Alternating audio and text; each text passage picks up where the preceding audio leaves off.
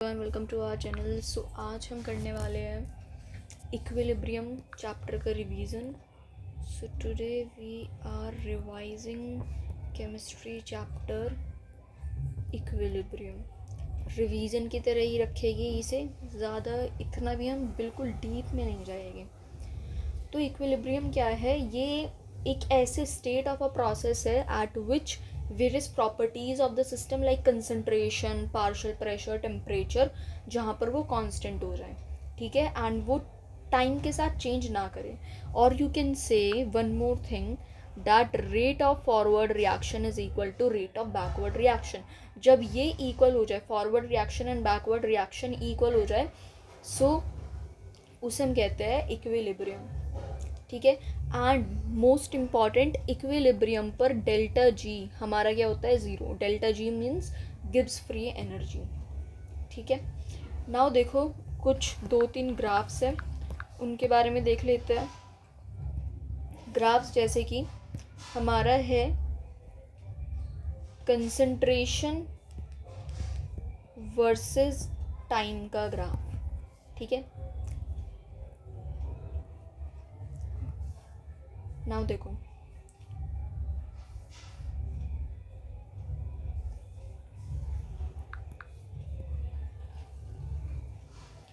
ये है प्रोडक्ट की कंसंट्रेशन एंड रिएक्टेंट की कंसंट्रेशन। यहाँ पर है कंसंट्रेशन, यहाँ पर है टाइम, एंड इस पॉइंट पर टी इक्विलिब्रियम अटेन हो गया है। सो ये एक आपका कंसंट्रेशन वर्सेस टाइम का ग्राफ बन जाएगा।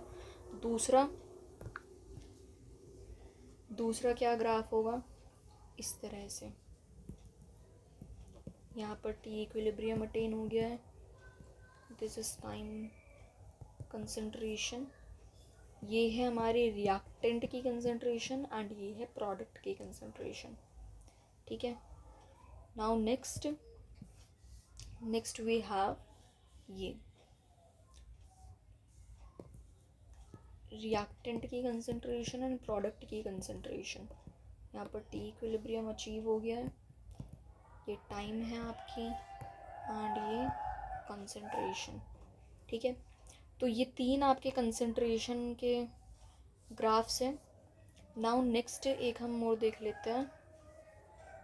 एक है हमारा रेट वर्सेस टाइम का graph. This one is important, you must know it well. ये इसी तरह से बनता है, इस तरह का। यहाँ पर टी इक्विलिब्रियम अचीव हो गया है, ये टाइम, ये कंसंट्रेशन, ठीक है। नाउ अब देखो कितने टाइप के इक्विलिब्रियम होते हैं। टाइप्स ऑफ इक्विलिब्रियम, तो हमारे पास 2 टाइप के इक्विलिब्रियम होते हैं, chemical equilibrium and physical equilibrium. तो देखो, chemical equilibrium and physical equilibrium क्या होता है। फिजिकल इक्विलिब्रियम पहले समझते हैं। फिजिकल इक्विलिब्रियम का मतलब solid to liquid, liquid to vapour, और you can say solid to gas, यहाँ पर हम कन्वर्ट कर रहे हैं, ठीक है। फॉर एग्जाम्पल मैं एग्जाम्पल बता दूँ, H2O यहाँ सॉलिड है, नाउ ये H2O लिक्विड में कन्वर्ट हो रहा है, यहाँ पर H2O लिक्विड है, ये वेपर में कन्वर्ट हो रहा है।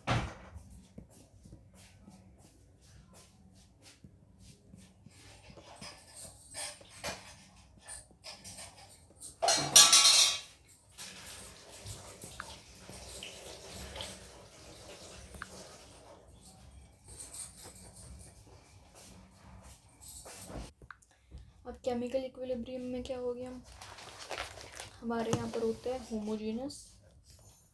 Homogeneous equilibrium and heterogeneous equilibrium.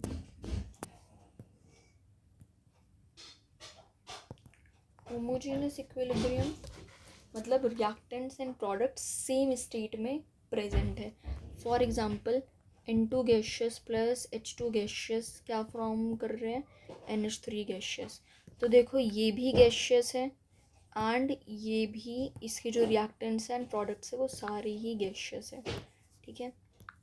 Now next है हेट्रोजेनस इक्विलिब्रियम। हेट्रोजेनस इक्विलिब्रियम जैसे कि CaCO3 को जब हम हीट करते हैं, मतलब रिएक्टेंट एंड प्रोडक्ट्स की स्टेट सेम नहीं है, सेम फेज में नहीं है। जैसे CaCO3 सॉलिड है तो उसके जो उसके प्रोडक्ट बनेगा वो सॉलिड एंड गैस मतलब सेम फेज का नहीं मिला है, ठीक है। ठीक है, तो अब इक्विलिब्रियम की कैरेक्टरिस्टिक्स क्या क्या है।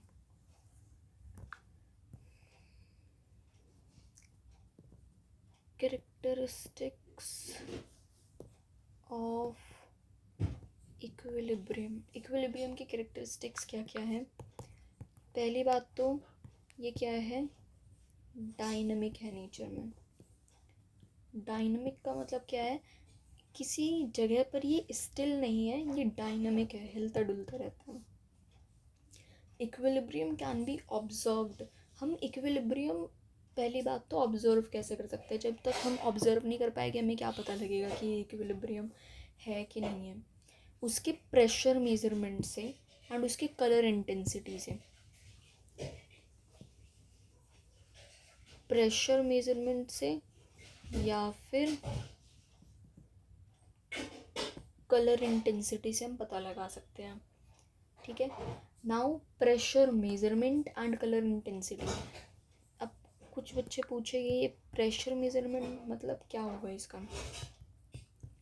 जैसे N2G + H2 ये क्या बनाते हैं, NH3 गैसेस बनाते हैं। नाउ आपको पता है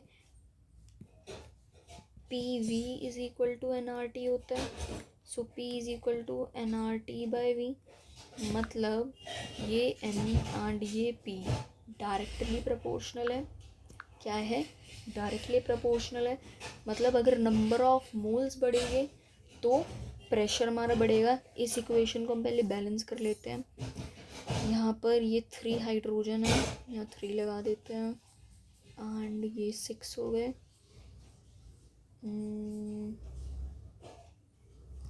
2 नाइट्रोजन, तो अब ये बैलेंस हो गई। हाँ, तो देखो नंबर ऑफ मोल्स, जब नंबर ऑफ मोल्स बढ़ेंगे तो हमारा प्रेशर मेजरमेंट बढ़ेगा। तो इस तरह से हम प्रेशर मेजरमेंट से भी इक्विलिब्रियम को ऑब्जर्व कर लेते हैं। दूसरा कलर इंटेंसिटी का एग्जांपल क्या हो जाएगा, colour intensity like H2 gaseous + I2 gaseous, ये क्या बनाता है 2HI गैशियस। आयोडीन का एक्चुअल कलर क्या होता है, आयोडीन का कलर क्या होता है, वायलेट कलर होता है, ठीक है, वायलेट। नाउ ये दो हमने समझ लिए, ये नेचर में डायनेमिक होता है। दूसरा हम इसे pressure measurement and colour intensity से ऑब्जर्व कर सकते हैं। थर्ड है role of catalyst. Role of catalyst, it means it can change the time to attain the equilibrium but can't change the state of equilibrium. इससे time could be changed to attain equilibrium को attain करने का time change कर सकते हैं but state of equilibrium को change नहीं कर सकते हैं। can't change state of equilibrium. By the way मुझे नहीं लग रहा कि हम ये रिवीजन कर रहे हैं, बिकॉज हम हर एक लाइन बहुत ही अच्छे से डीपली पढ़ रहे हैं। So it's kind of lecture you can say. So role of catalyst क्या है, it can change the time to attain the equilibrium but can't change the state of equilibrium, ठीक है। State of equilibrium can be changed through amount of reactant change. हम equilibrium की state को कैसे change कर सकते हैं, it can be changed only when amount of reactant change. Reactant change मतलब यहाँ पर फॉर एग्ज़ाम्पल मैं इस इक्वेशन को अगर देखूँ,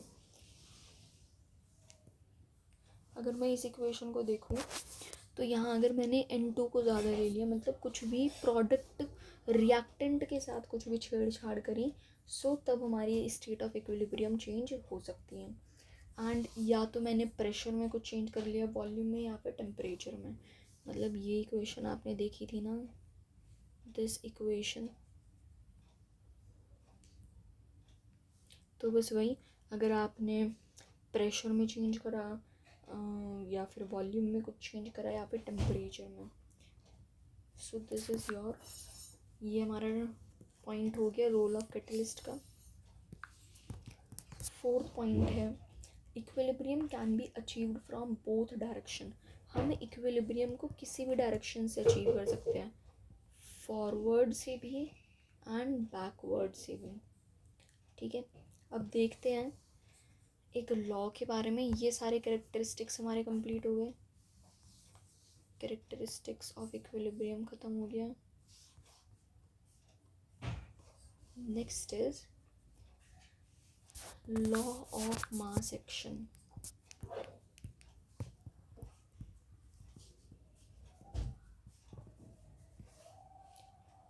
लॉ ऑफ मास एक्शन ये क्या है, ये किसने दिया था, ये गुलबर्ग ने दिया था एंड वागे ने दिया था। इस लॉ के according rate of reaction is directly proportional.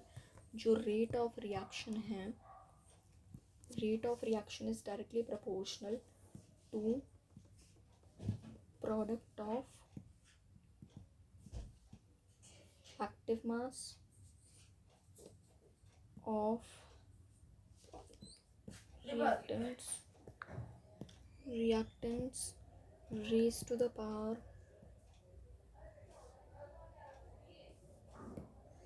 of their stoichiometric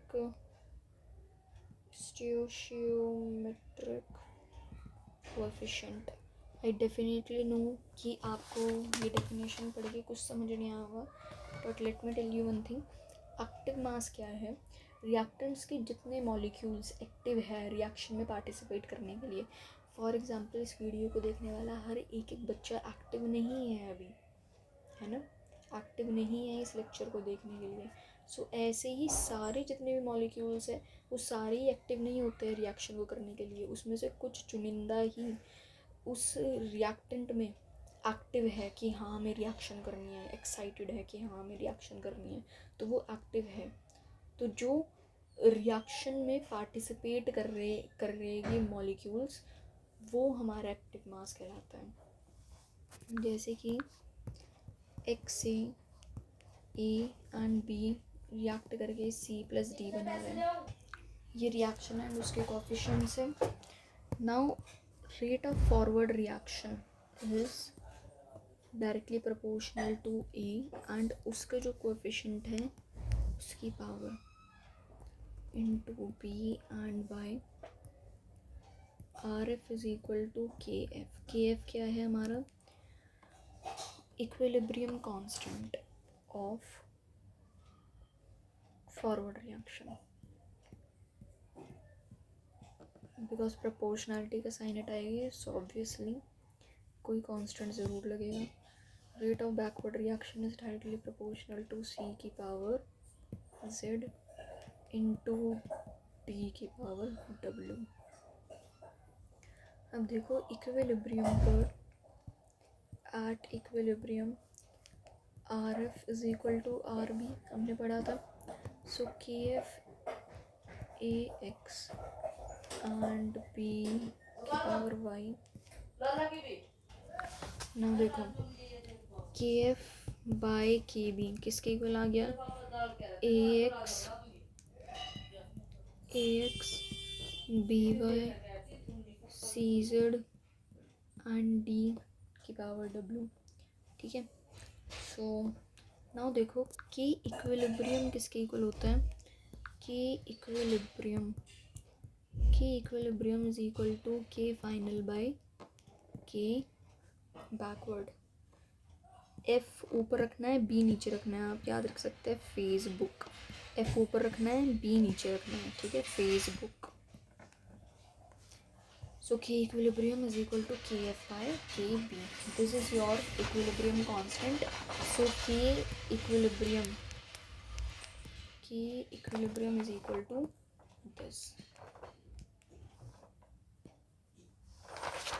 Now in terms of concentration and partial pressure का फॉर्मूला सेम ऐसे ही है, जस्ट आपको कंसंट्रेशन रख देनी है एंड पार्शियल प्रेशर गए तो पार्शियल प्रेशर रखना है, ठीक है।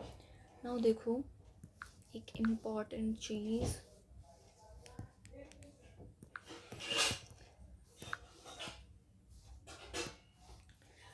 Pure solid and pure liquid के लिए एक्टिव मास क्या होता है, कांस्टेंट। कोई भी चीज़ प्योर सॉलिड या फिर प्योर लिक्विड के लिए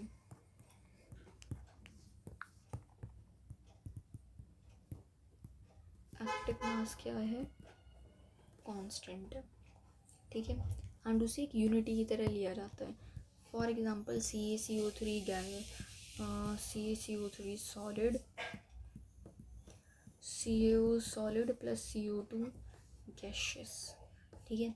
तो यहाँ पर सॉलिड आया एंड ये भी सॉलिड आया, सो इसे हमें कांस्टेंट की तरह लेगी।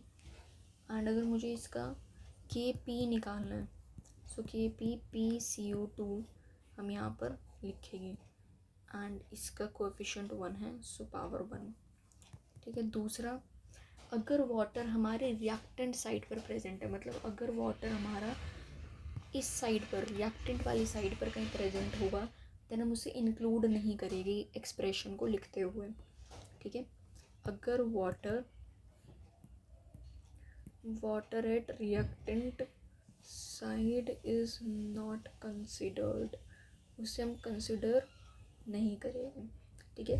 Now units of equilibrium constant depends on stoichiometry. अब कोई पूछे इक्विलिब्रियम कांस्टेंट की यूनिट क्या है, तो वो हमारी स्टोइशियोमेट्री पे बिलोंग करेगी। जैसे मोल पर लीटर होगा, बिकॉज कंसंट्रेशन, ये C क्या बता रहा है, कंसंट्रेशन इज मोल पर लीटर, ही तो होगा।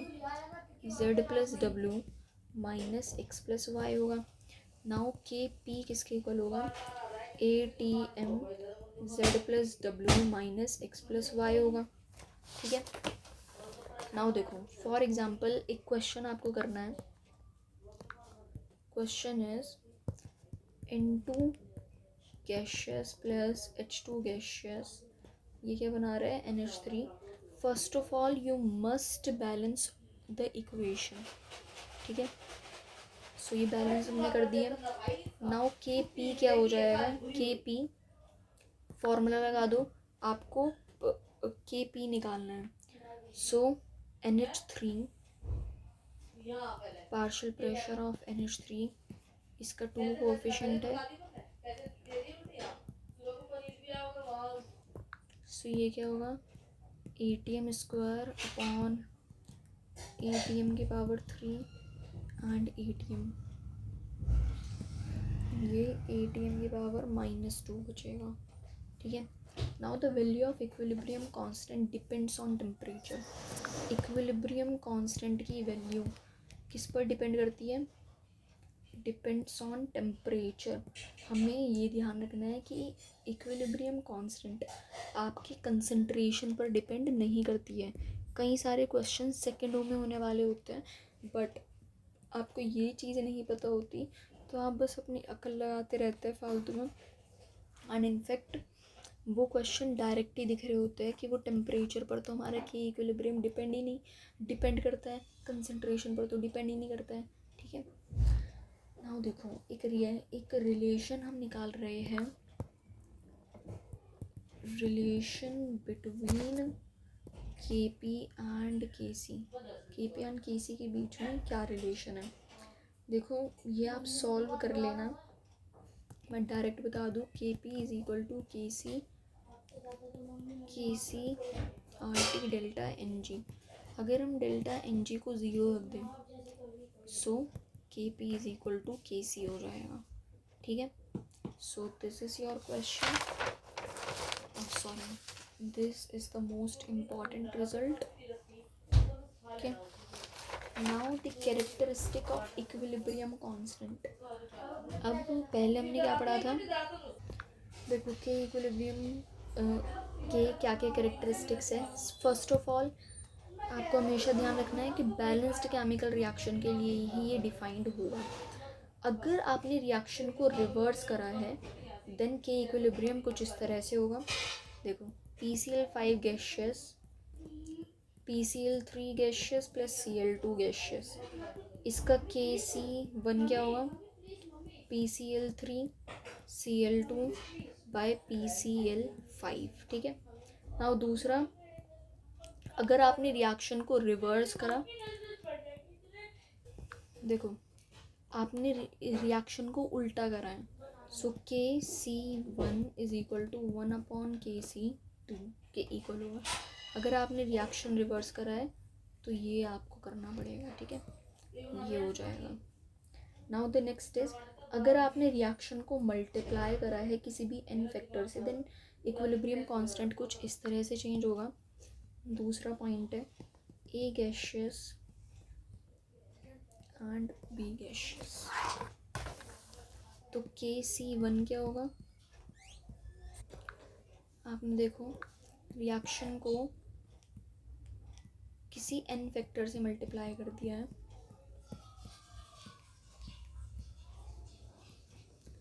सो KC2 कैसा हो जाएगा? B की पावर n एंड A की पावर n. इट मीन्स आप देख रहे हो B/A की पावर n हो गया. इट मीन्स ये तो पावर में जाके चढ़ गया. So KC1 is equal to KC2 is equal to KC1 की पावर n. ठीक है. KC2 is equal to KC1 की power n. Now third thing is, अगर दो रिएक्शंस को हमने ऐड करा है देन इक्विलिब्रियम कांस्टेंट कैसे चेंज होगा. जैसे कि आपकी ये रिएक्शन है एक एंड दूसरी रिएक्शन है कुछ इस तरह से. ठीक है, आपको इन्हें ऐड करना है. When you will add it, so B gaseous plus, ये देखो अपोजिट साइड में, तो ये तो कैंसिल आउट हो जाएगी. ये आ गया D. ये क्या आ गया? D गैशियस आ गया. So KC1 is equal to concentration of D, A and B. KC2 इज D/C. ये देखो ये इक्वेशन 1 थी, ये इक्वेशन 2 3 एंड ये इक्वेशन 3. तो ऐसे लिखा है KC1 का यही होगा, है ना. सॉरी ये C हो जाएगा. नाउ KC3 क्या होगा? D/A and B. इससे क्या कंक्लूजन निकला? That KC1 is equal to KC3 is equal to KC1 into KC. ठीक है, ये कंप्लीट होगा. ओके, सो एक रिएक्शन क्वेश्चन और कर लेते हैं देन वी विल एंड. एक क्वेश्चन करते हैं पहले. H2 gaseous plus I2 gaseous react करके क्या बना रहे हैं? 2HI गैशियस बना रहे हैं. Let's take this to be KC1. ठीक है, एंड इस रिएक्शन को हमने रिवर्स कर दिया है. Half H2 gaseous plus half I2 gaseous. ये KC2 मैंने इसे बोल दिया.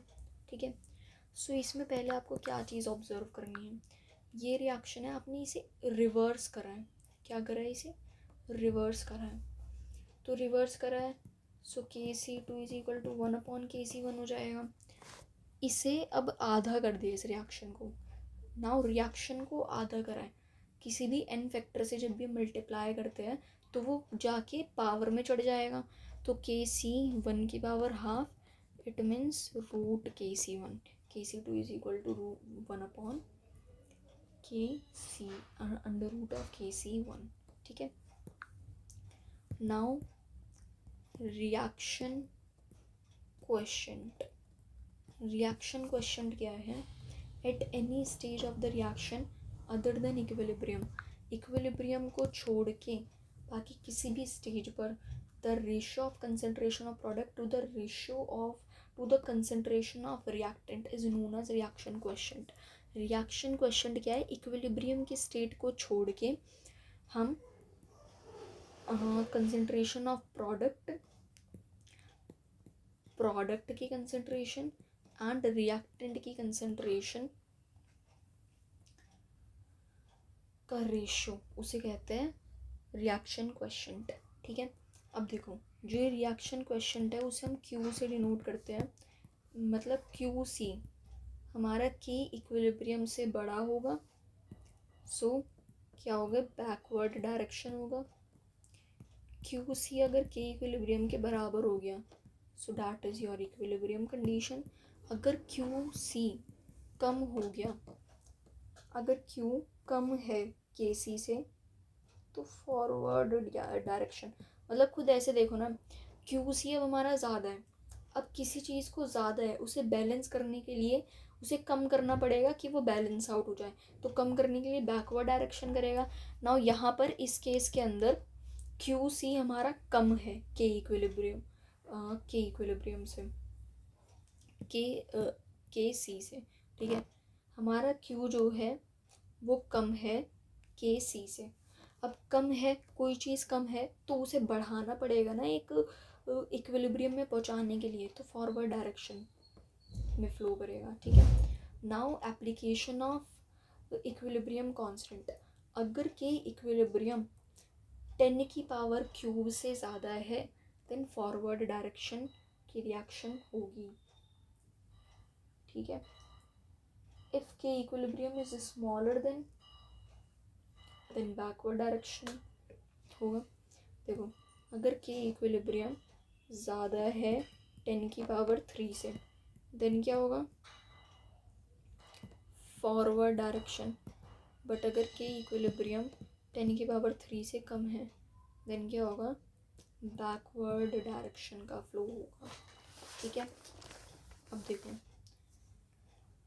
Now we are gonna talk about degree of dissociation.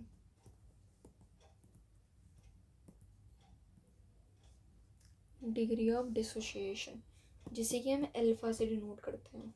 ठीक है. जैसे कि 1AN रिएक्ट करके Na बना रहे हैं T0 पर, मतलब बिल्कुल इनिशियली अगर हम बात करें, सो यहाँ पर 1 मोल है एंड यहाँ 0. T इक्विलिब्रियम पर 1 माइनस अल्फ़ा एंड ये N अल्फ़ा. इसमें से अल्फ़ा कम होगा एंड इसमें N अल्फ़ा हो जाएगा. टोटल नंबर ऑफ मोल्स कितने हुए? Total moles 1 minus alpha plus N alpha.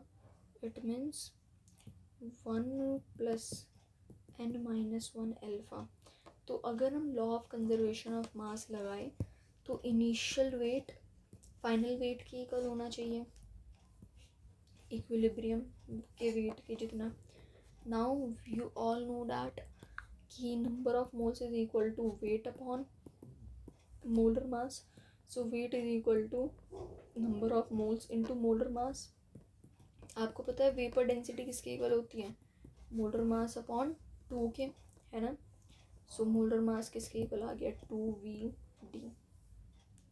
Vapour density को लेट सपोज मैंने D से डिनोट कर दिया. ठीक है. नाउ इनिशियली क्या मास था? इनिशियली नंबर ऑफ मोल्स कितने थे? Number of moles 1 into M initial is equal to equilibrium पर मोल्स कितने थे? 1 plus N minus 1 alpha into M equilibrium. Now हम मास की जगह पर क्या रखेंगे? 2D. 1 into 2D is equal to 1 plus N minus 1 alpha into 2D. ठीक है. अब देखो दोनों की डेंसिटी तो ऑफकोर्स सेम नहीं होगी, वेपर डेंसिटी सेम नहीं होगी। इसे लेट सपोज मैंने स्मॉल डी से डिनोट करा है, ठीक है। तो ये 2 से 2 कट गया, तो अब ये क्या आ रहा है, d is equal to D plus dn-1 alpha. So D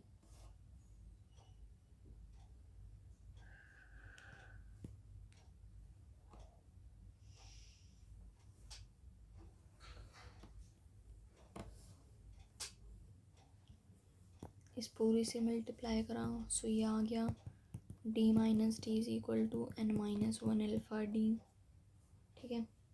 alpha किसके इक्वल आ रहा है, d minus D upon n-1 D.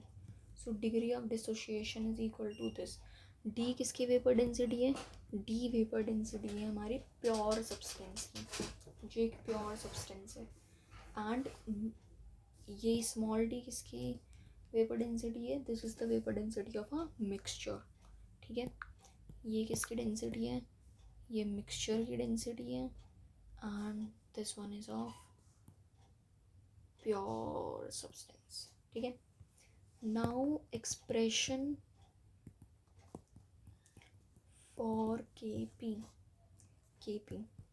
ए गैशियस क्या दे रहा है, P gaseous plus C gaseous. Now T 0 पर एंड T इक्विलिब्रियम पर 1, this is 1 minus alpha alpha, this total moles कितने हो गए, टोटल मोल्स हो गए 1 प्लस अल्फा, है ना। नाउ आपको लिखना है Kp लिखना है, ओके। सो Kp Pb, पहले Pb लिखेंगे, Pb Pc अपॉन Pa। सो ये क्या होगा, जो इसके नंबर ऑफ मोल्स है Pb के alpha upon 1 plus alpha into P equilibrium, alpha upon 1 plus alpha two P equilibrium divided by alpha minus 1 upon 1 plus alpha P equilibrium. P equilibrium से P equilibrium cut गया, इससे ये cut गया। सो Kp किसके equal आ गया, alpha square upon 1 minus alpha square P equilibrium, ठीक है। कितनी जगह बच रही हो, यस। एक और कर लेते हैं ऐसे ही, we have a gaseous and 2b gaseous, A gaseous and 2b gaseous। A gaseous T initial ये होगा 1 minus alpha 2 into alpha, total कितना हो गया 1 plus alpha. So Kp is equal to b का स्क्वायर Pb का square upon Pa, 2 alpha upon 1 plus alpha का square upon 1 minus alpha upon 1 plus alpha, इससे ही कैंसिल आउट हो गया। सो दिस इज 4 अल्फ़ा का square upon 1 minus alpha square. P equilibrium भी आना था, I am so sorry that I forgot it, yes. ये कंप्लीट हुआ। नाउ देखो अब हम पढ़ेंगे ले चैटलियर्स प्रिंसिपल। ये क्या है, अब देखो इस प्रिंसिपल के अकॉर्डिंग अगर एक सिस्टम इक्विलिब्रियम में है, is subjected to change in concentration, partial pressure, volume, temperature, then system or reaction will move in a direction where it can nullify the effect of change, okay। so सबसे पहले effect of concentration क्या होगा, अगर हम increase कर दें number of moles, देखो ये रिएक्टेंट वाली साइड है एंड ये क्या है ये है प्रोडक्ट वाली साइड, ठीक है। अगर मैंने रिएक्टेंट के नंबर ऑफ मोल्स बढ़ा दिए, अब इसके नंबर ऑफ मोल्स बढ़ा दिए, अब ये रिएक्शन क्या चाहिए, अरे अरे इसके बढ़ गए, जल्दी से इसके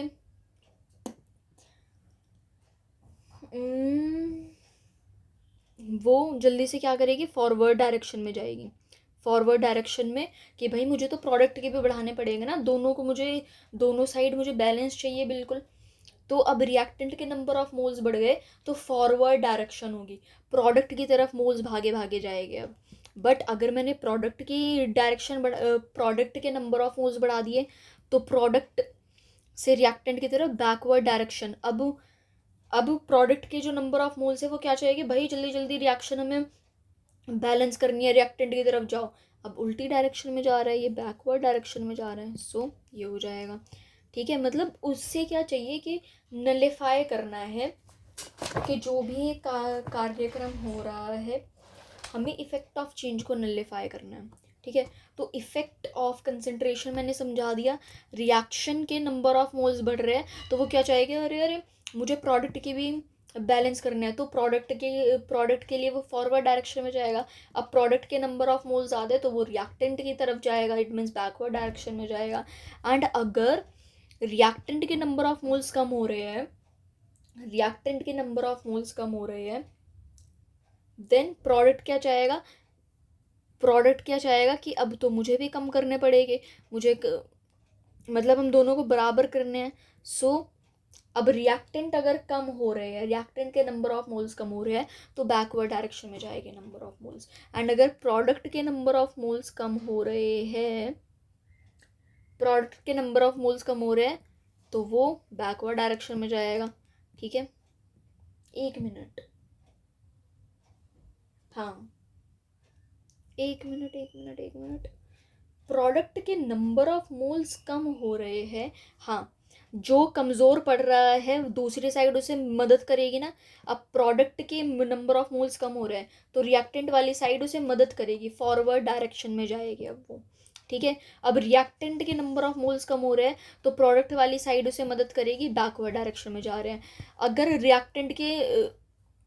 रिएक्टेंट बढ़ रहा है, अब ये जो दोनों साइड है ना रिएक्टेंट प्रोडक्ट वाली, ये बिल्कुल ऐसे है कि भाई हम दोनों बराबर ही रहेंगे, ठीक है। अगर मैं बढ़ रहा हूँ तो मैं तो ज़बरदस्ती तुझे भी बढ़ाऊंगा, तो रिएक्टेंट बढ़ रहे हैं तो वो प्रोडक्ट की तरफ अब जाएगा, रिएक्टेंट इंक्रीज कर रहे हैं तो अब वो फॉरवर्ड डायरेक्शन में जाएगा कि भाई मैं तो अपने दोस्त प्रोडक्ट के भी नंबर ऑफ मोल्स बढ़ाऊंगा, ठीक है। मतलब मुझे बैलेंस करके ही चलना है, दोनों इतने सगे भाई हैं, ठीक है। नाउ दूसरा है इफेक्ट ऑफ टेम्परेचर। अब एंडोथर्मिक रिएक्शन है, एनर्जी इसमें क्या होती है, एब्जॉर्ब होती है। एंडोथर्मिक रिएक्शन है, यहाँ पर टेम्परेचर क्या है, टेम्परेचर इंक्रीज करा मतलब ऐसे समझ लो जैसे 55 डिग्री सेल्सियस पर चला गया, टेम्परेचर इंक्रीज कर रहा है, देन रिएक्शन क्या करेगी, वो फॉरवर्ड डायरेक्शन में जाएगी। यहाँ पर एंडोथर्मिक रिएक्शन में टेम्परेचर बढ़ रहा है तो रिएक्शन फॉरवर्ड डायरेक्शन में जाएगी। एक्सोथर्मिक में अगर टेम्परेचर इंक्रीज कर रहा है तो रिएक्शन हमारी बैकवर्ड डायरेक्शन में जाएगी। एक्सोथर्मिक में जस्ट इसका अपोजिट हो जाएगा। एक्सोथर्मिक में अगर टेम्परेचर इंक्रीज कर रहा है तो रिएक्शन कैसे जाएगी, बैकवर्ड डायरेक्शन में जाएगी, एंड एंडोथर्मिक में फॉरवर्ड में जाएगी। अब हमें तो कन्फ्यूज़न हो जाएगी पेपर में बैठ के कि कैसे हम करें, कुछ ना कुछ तो बनाते हैं ट्रिक। एंडो बहुत ही ज़्यादा यूजलेस मैं ट्रिक्स अपने लिए बनाती हूँ। एंडोथर्मिक, एंडो इसमें डी आ रहा है, डी एफ पकड़ के बना दो, DEF। एंडो टेम्परेचर बढ़ा तो फॉरवर्ड डायरेक्शन, एक्सोथर्मिक में कुछ F के आसपास कुछ है नहीं, एंडो जिसमें D आ रहा है उसमें फॉरवर्ड डायरेक्शन, ठीक है, DEF ऐसे है ना, यस। एक्सोथर्मिक में बैकवर्ड डायरेक्शन हो जाएगा, simple. Yes. Now effect of pressure, third one is effect of pressure. ठीक है। सो अगर टोटल प्रेशर हमारे सिस्टम का इंक्रीज हुआ है, टोटल प्रेशर सिस्टम का इंक्रीज हुआ है, then reaction will go in that direction where number of gaseous moles are less. Pressure हमारा बढ़ा है, क्या हुआ है, प्रेशर बढ़ा है, तो रिएक्शन हमारी उस डायरेक्शन में जाएगी जहाँ पर गैसियस मोल्स, गैस वाले मोल्स जहाँ पर कम है, जहाँ गैस के मोल्स कम है वहाँ पर वो उसे बैलेंस आउट करने के लिए वहाँ जाएगी। अगर टोटल प्रेशर हमारा डिक्रीज हुआ है, देन गैसियस मोल्स जहाँ पर ज़्यादा है वो वहाँ जाएगा। प्रेशर बढ़ा, प्रेशर बढ़ा, अब ऐसे समझो किसी के पास पैसा आया, पी फॉर पैसा, पी फॉर प्रेशर, किसी के पास पैसा आया तो वो अब गरीबों की, G for gaseous moles, G for गरीब, किसी के पास पैसा आया, प्रेशर बढ़ा, पैसा आया, अब वो गरीबों की हेल्प करने जाएगा। ठीक है। गैसियस मोल्स जहाँ पर कम है, जो गरीब है, जो गरीब है उसके पास ये जाकर मोल्स देगा।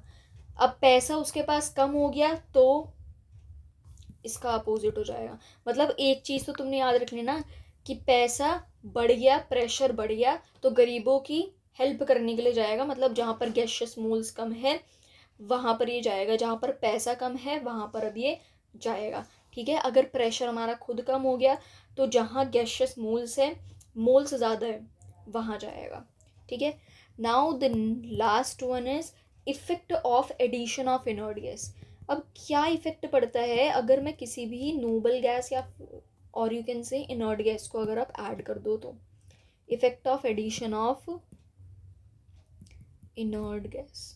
सो इनर्ट गैस कौन कौन सी है, ग्रुप 18 की जितनी भी है, आई होप आपको पता है, helium, neon, argon, xenon, krypton, radon, ये आपकी इनर्ट गैस है। और इसके अलावा हमारी N2 गैस भी, N2 गैस मान लो, ठीक है, at constant pressure, constant pressure, constant volume या फिर कांस्टेंट टेम्परेचर पर कोई इफेक्ट नहीं होता है, नो इफेक्ट एट ऑल, कोई इफेक्ट नहीं होता है। सो इनर्ट गैस को हम देखो 3 कंडीशंस में ऐड कर सकते हैं। At constant pressure, if inert gas is added at constant pressure then reaction will go in that direction. Okay, इस केस में कोई इफेक्ट नहीं है। कांस्टेंट प्रेशर में क्या है, एट कांस्टेंट प्रेशर पे inert gas is added at constant pressure पे ना यहाँ पर देखो, ना यहाँ पर कुछ प्रेशर बढ़ रहा है ना घट रहा है, कांस्टेंट प्रेशर है। अगर आपने उसमें इनर्ट गैस ऐड कर दी है देन क्या होगा, रिएक्शन हमारी उस डायरेक्शन में जाएगी जहाँ पर नंबर ऑफ मोल्स ज़्यादा है, जहाँ पर नंबर ऑफ मोल्स ज़्यादा है। ठीक है। रिएक्शन हमारी उस डायरेक्शन में जाएगी जहाँ पर नंबर ऑफ मोल्स ज़्यादा है। अब एक तो जब प्रेशर हमारा, हमने क्या चीज़ देखी इसमें, जब प्रेशर कम है या फिर प्रेशर जब कांस्टेंट है तभी गैसियस मोल्स, तभी रिएक्शन उस डायरेक्शन में जाएगी जब गैसियस मोल्स यहाँ पर ज़्यादा है। ठीक है। अगर वॉल्यूम कांस्टेंट है या फिर टेम्परेचर कांस्टेंट है कोई भी फ़र्क नहीं पड़ेगा। देखो P V is equal to N R T, P is equal to N R T by V, pressure is constant, so number of moles जहाँ ज़्यादा है उस डायरेक्शन में जाएगी। ठीक है। ओके, नाउ आपको एक रिलेशन बताया गया है,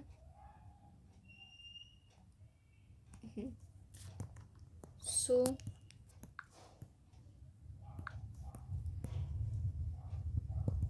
relation between delta G naught and K equilibrium. So thermodynamics के लिए delta G delta G is equal to delta G naught plus 2.303 R T log Q, 2.303 R T log Q. अब equilibrium पर, at equilibrium delta G क्या होता है, zero. Q किसके equal होता है, के इक्विलिब्रियम के इक्वल होता है। हमने पढ़ा था ना अभी अभी इक्विलिब्रियम पे Q is equal to K, Q is equal to K equilibrium हो जाता है। सो इक्विलिब्रियम कांस्टेंट के equal delta G naught plus 2.303 R T L N K E Q log K equilibrium delta G naught is equal to minus 2.303 R T log K equilibrium. बहुत important formula है, रट लो इसे।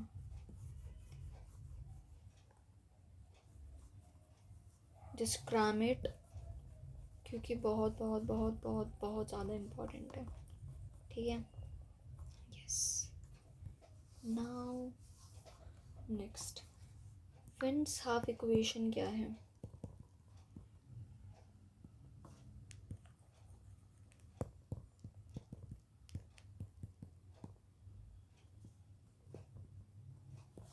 Veins Hoff equation क्या है, log K equilibrium 2 upon K equilibrium 1 is equal to delta H by 2.303 R to 1 by T1 minus 1 by T2.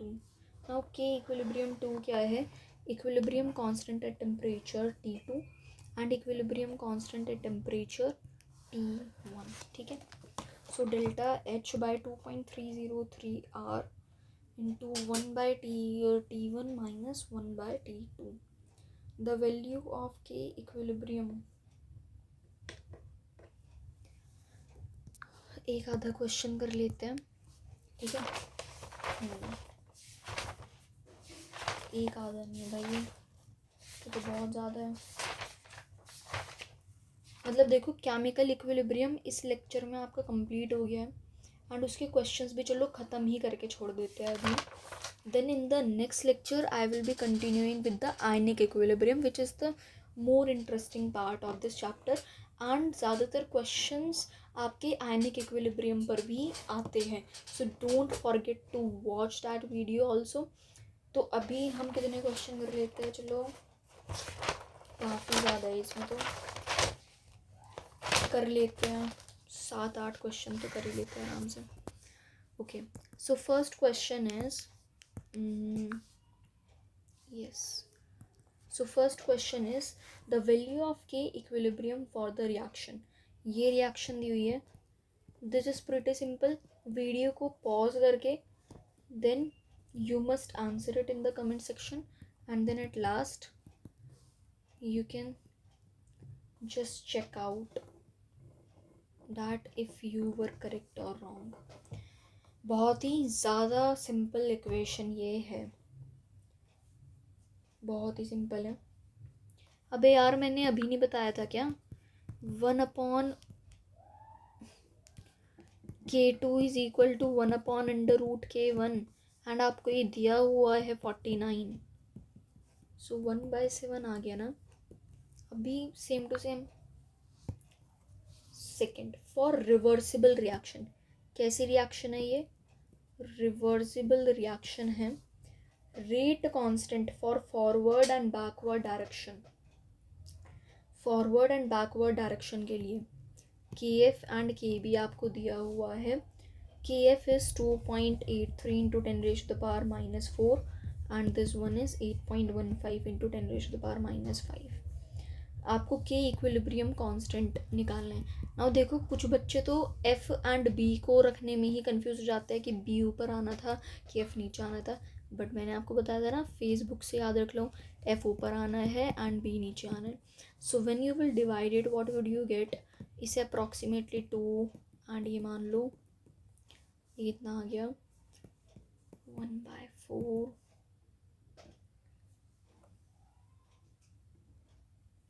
this is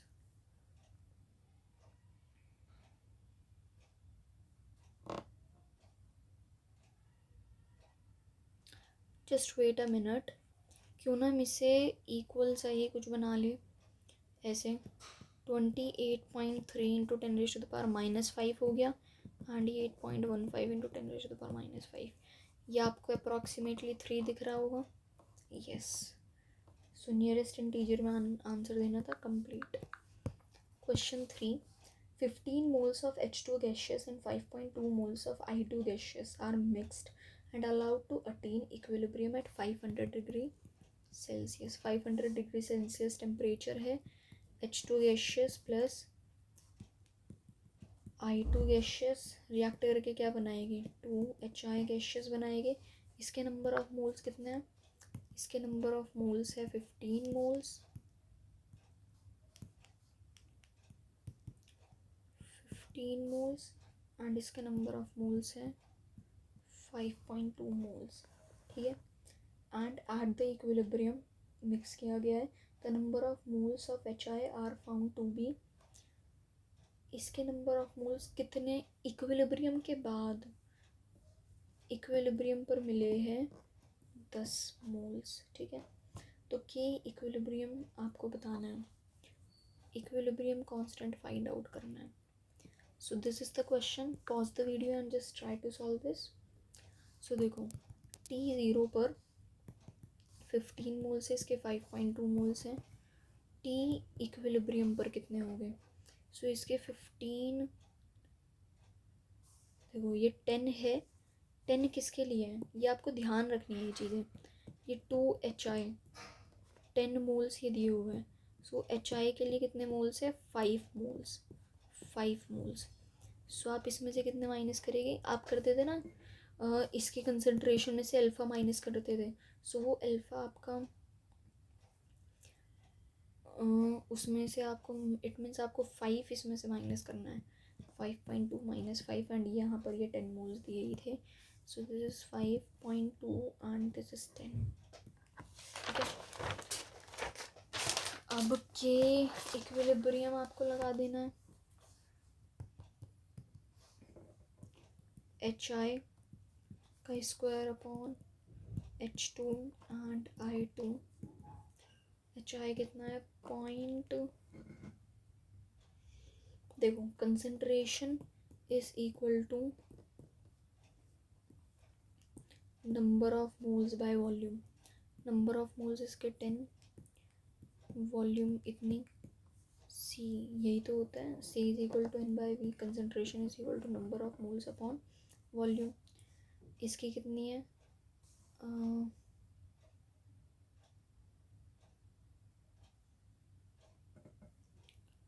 H2 के कितने number of moles है, भाई यार ये 10 बचेगी ना, 10/V, एंड ये 0.2/V, ये V स्क्वायर से ये वाला कट गया, 100/10 इंटू 0.2, आगे 50, ये आ गया हमारा answer. Fourth question, given a question 2s2 gaseous plus O2 gaseous, react करके क्या बना रहे हैं, 2SO3 गैशियस बना रहे हैं। ठीक है, तो above reaction is carried out in a vessel starting with partial pressure, ये एक वेसल के अंदर ये रिएक्शन हो रही है जिसका स्टार्टिंग पार्शियल प्रेशर SO2 का हमें दिया हुआ है 250 मिली बार। ठीक है, and partial pressure of O2 हमें दिया हुआ है 750 मिली बार, SO3 का दिया हुआ है 0 मिली बार। ठीक है, जब रिएक्शन कंप्लीट हो जाती है, then the total pressure of reaction in vessel is, कितने मिली बार वो होगा। सो देखो यहाँ पर पहले आपको लिमिटिंग रिएजेंट फाइंड आउट करना है, लिमिटिंग रिएजेंट क्या होगा। सो यहाँ हमारा लिमिटिंग रिएजेंट है ये 2SO2, क्या है 2SO2, T0 पर, T0 पर ये 250, ये 750, एंड ये कुछ भी नहीं है। यहाँ पर T इक्विलिब्रियम पर, T इक्विलिब्रियम पर अब जो लिमिटिंग रिएजेंट है वही तो सबसे पहले ख़त्म होगा, ये खत्म हो जाएगा। नाउ 750 माइनस ये 250 कितने नंबर ऑफ मोल्स के लिए, 2 के लिए, सो 1 के लिए कितना होगा, इसका हाफ, एंड ये 250 मोल्स, ठीक है। सो ये कितना आ गया 625। So total number of moles कितने बचे, 625 प्लस 250 कितना आ गया 875 मिली बार।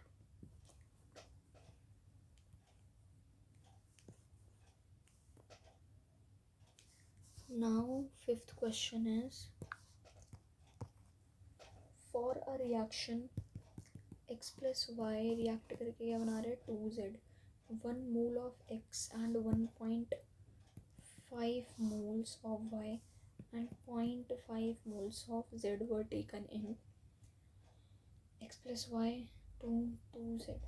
अब 1 लीटर वेसल, एक 1 लीटर का वेसल है, and allowed to react at equilibrium, the concentration of z, equilibrium पर z की कंसंट्रेशन है 1 मोल पर litre. The equilibrium constant of reaction है x515। आपको बताना है x क्या हो। I have explain the question, pause the video and just try. So start करते हैं, चलो। तो देखो x के ये t इनिशियली इतने नंबर ऑफ मोल्स है, इक्विलिब्रियम पर कितने हो गए, ठीक है। सो इसमें से let suppose x number of moles है, इसमें से 1.5 माइनस एक्स एंड इसके 1 मोल्स बचे, ठीक है।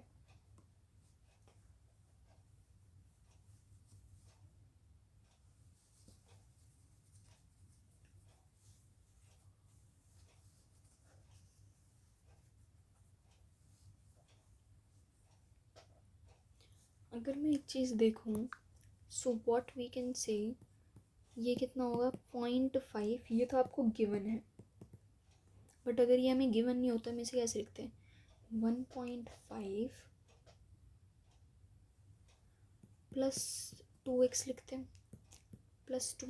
हैं, है ना। इसमें तो ऐड ही करते हैं ना, जो हमारी ये प्रोडक्ट वाली साइड है इसमें तो हम ऐड कर रहे होते हैं, एंड यहाँ पर 2 है इसलिए मैंने 2 लिखा है, ठीक है। सो एंड ये आपको गिवन भी है कि हम x की वैल्यू कहीं से निकाल लें। सो ये कितना आ गया 2x is equal to 1 minus 0.5, कितना आ गया 0.5/2, इट मीन्स 0.25।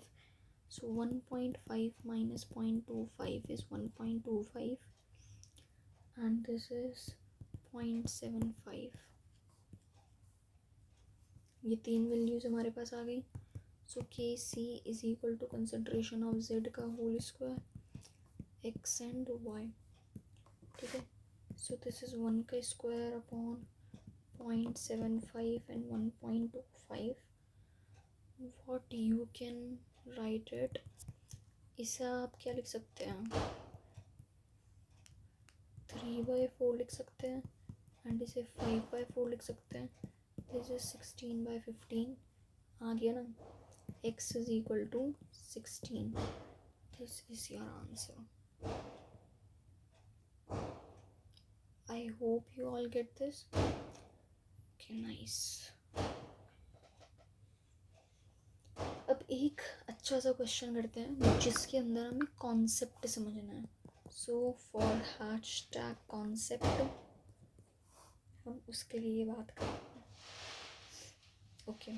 सो आपके पास ये क्वेश्चन है, ये ग्राफ है, ये आपका स्लोप है, एम के इक्विलिब्रियम 1/t, 4 ऑप्शंस हैं। ये स्लोप आपको क्या दिखा रहा है, एंडोथर्मिक दिखा रहा है, एक्सोथर्मिक दिखा रहा है, कुछ भी नहीं दिखा रहा है, या फिर दोनों ही चीज़ें ही दिखा रहा है, ओके। टिक लगाओ भाई, जो भी आपने पढ़ाया है उसके हिसाब से कुछ भी टिक तो लगाओ। लगा लिया। अब समझो, देखो आप यहाँ पर log k2 by k1 is equal to delta h by 2.303 r into 1 by t1 minus 1 by t2। अब देखो k इक्विलिब्रियम किसके डायरेक्टली प्रोपोर्शनल है, e की power minus delta h by R T के इक्वल है ना। So K equilibrium is equal to A की power minus delta H by R T, ठीक है। L N K E Q is equal to L N A plus L N E की power minus delta H by R T. So L N K E Q is equal to L N A minus delta H by R T. So ये आपको एक ऐसी चीज़ नहीं दिख रही है, y is equal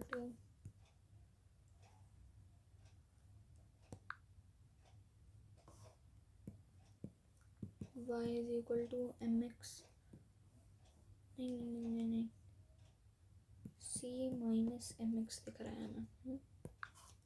yes, सो यहाँ इसका स्लोप क्या है, negative. So delta H is equal to negative and this is exothermic. y is equal to c plus mx, y is equal to c plus mx। तो ये हमारा एक कैसा process है, this is your exothermic process. क्या है ये, exothermic process. Slope हमारा नेगेटिव आ रहा है एंड डेल्टा एच नेगेटिव किस में होता है, एक्सोथर्मिक प्रोसेस में, है ना। डेल्टा एच हमारा नेगेटिव कब होता है, एक्सोथर्मिक प्रोसेस में। तो आंसर क्या है, एक्सोथर्मिक। नहीं समझ आया, दोबारा बता रही हूँ। देखो log k2 by k1 is equal to delta h by 2.303 r into 1 by t1 minus 1 by t2। ये मैंने फॉर्मूला भी आपको बताया था। तो देखो k2 by k1 k equilibrium के इक्वल है। So k equilibrium is directly proportional to e ले सकते हैं। log को जब आप सॉल्व करेंगे then you will take it as e की power minus delta H by R T, ठीक है। सो के इक्विलिब्रियम कांस्टेंट हटाया मैंने, e लगा दिया। जस्ट सिंपल मैंने अब दोबारा से log ले लिया, नाउ जो पावर में होता है वो आगे आ जाएगा। सो जस्ट मैंने वही किया। So y is equal to C minus M X यहाँ पर मुझे दिख रहा है। मैंने ये x क्या है मेरा, x is 1 by T, x axis पर क्या है 1 बाई टी है ना। सो यहाँ इसलिए ये माइनस एम एक्स हमने लिया है।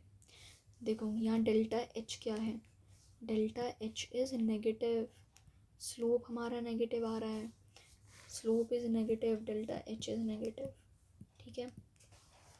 आई hope you understood.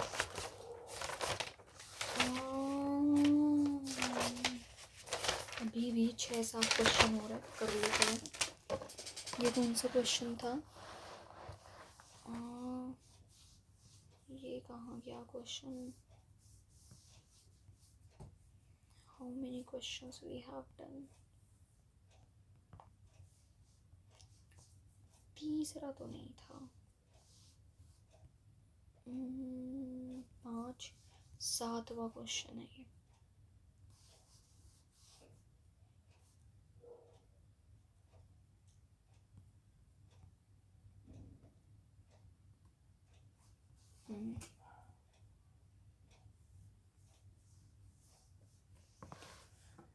Okay, now let's do the 7th question. दो सॉलिड्स हैं, dissociates as follows. A solid dissociate कर रहा है B gaseous plus C gaseous में एंड KP1 है XATM का whole square. D solid C gaseous plus E gaseous and Kp2 क्या है, y ATM². Total pressure when both solids associates simultaneously. तो देखो A solid क्या है, B gaseous plus C gaseous है. नाउ इसमें से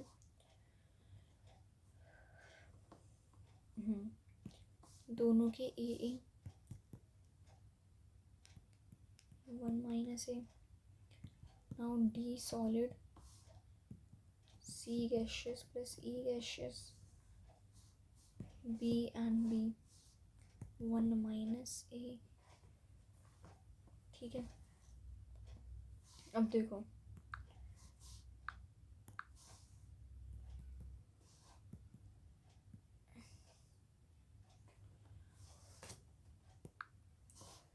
Kp1 is equal to X. So A into A plus B, Kp2 Y is equal to B into A plus B.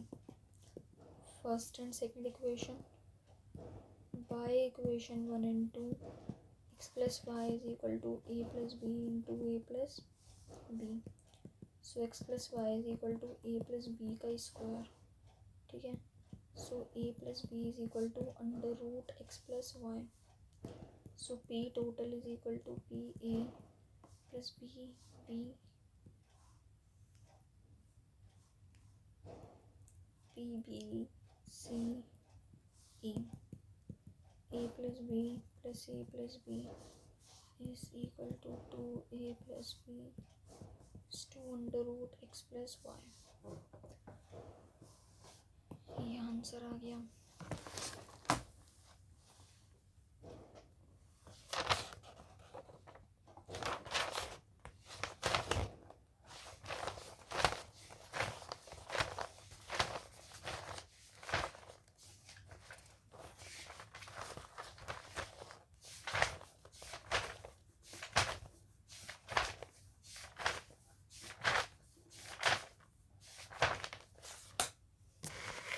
अभी हम इतना ही करते हैं.